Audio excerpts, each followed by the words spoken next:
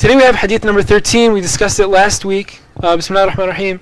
The Prophet ﷺ is reported to have said, this is in Sahih Bukhari, so he really said this: none of you truly believes until he loves for his brother that which he loves for himself. And this is something that we've all heard: love for your brother what you love for yourself. I wanted to share a few stories today about some Sahaba, so companions of the Prophet ﷺ, who really showed that they love for their brother what they love for themselves. The first story is during the time of the Prophet ﷺ. A man came and he didn't have food. Came to the Prophet Muhammad ﷺ and was like, I don't have food. And the Prophet ﷺ sent to his wives, sent a message to his wives, could you send some food for this guy? Message comes back to him. They said, and subhanallah, they said, we don't have any food. All we have is water. Imagine, Prophet Muhammad ﷺ is like the number one human of all time, and he didn't even have food in his house. All he had, and these are his wives, you want to take care of your wives, all they had was water, subhanAllah. So this man isn't going to get food from the Prophet ﷺ. So the Prophet goes to the Sahaba and he says, who can take care of this man? This man comes to me, he's asking for food, I can't give him because I don't have any. So one of the men of Medina, one of the Ansar, or the helpers, the excellent people in Medina who accepted the Prophet ﷺ and the Sahaba when they left Mecca, he says, I can do it. So he went home to his wife and he told his wife, he said, we have this guest from the Prophet Muhammad ﷺ. He sent this guest to us, we have to take care of him. We have to feed him and everything.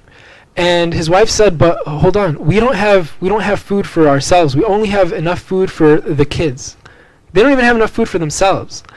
So what he told her is, he said, okay, let's get the kids to go to sleep and put all the food that we have, which probably wasn't much, into a plate for this man, because the Prophet ﷺ is sending me a guest, I have to take care of him. Put all the food that we have in this plate. And then the man and his wife comes to sit with the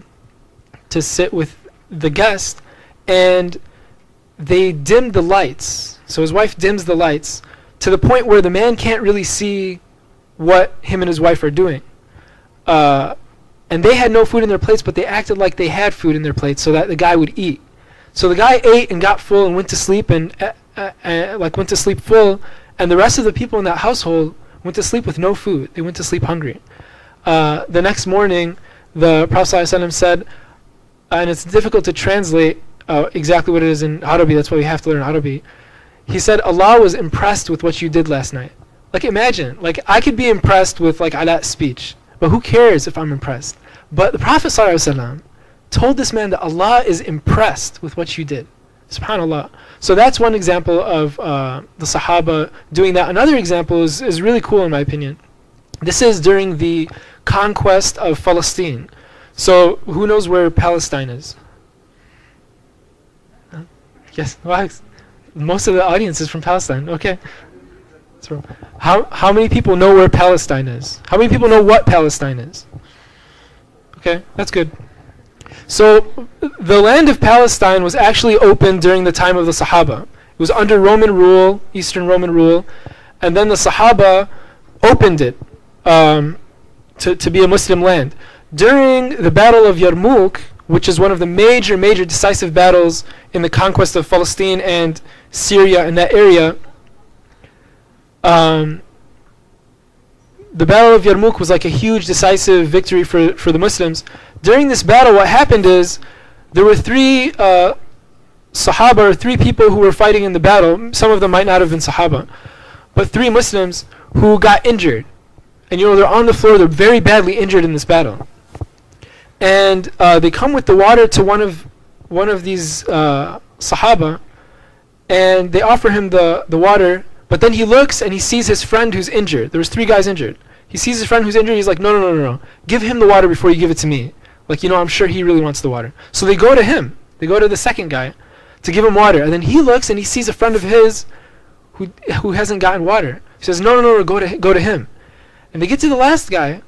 He's like, no, go to the first guy. So by the time the water came to any of them, they had refused it. And by the time the water came again, all of them had died. So subhanAllah, they were at the point of death and they still preferred their brother to themselves. So this says love for your brother what you love for yourself, but they even preferred their brothers above them their own selves, and that's a very high degree. And just a comment on this, since we have a little bit of time, and then I'm going to do announcements.